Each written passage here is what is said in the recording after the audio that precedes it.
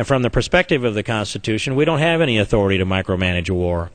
And one of the previous speakers in the previous hour said that we don't need 535 generals, or words to that effect, and we don't. It's not that we don't need them. Our founders understood when they drafted the Constitution we couldn't have 535 generals, that we couldn't have wars micromanaged by Congress.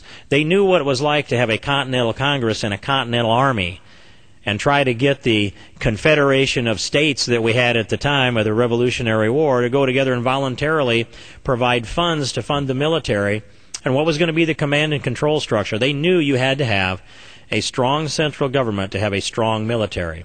And they knew you couldn't fight wars by committee. You had to hand that over to a commander-in-chief. That's why, when they drafted the Constitution, they clearly established in the Constitution that the President of the United States would be the commander-in-chief of our armed forces.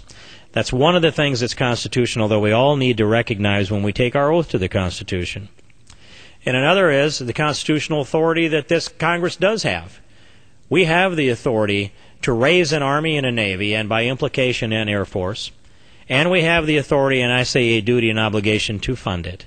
But we do not have the authority to micromanage it. We don't have the authority to be calling shots in a war. That's got to be one person, not a committee, not a mercurial switchback from one side to the other, or a never-ending chain of resolutions that has no strategic purpose, no logical purpose in law, only a purpose to try to encourage the people in this country that are in the business of trying to encourage our enemy, and the ultimate effect is to demoralize the people in the middle, who are really the ones that are subject to this debate.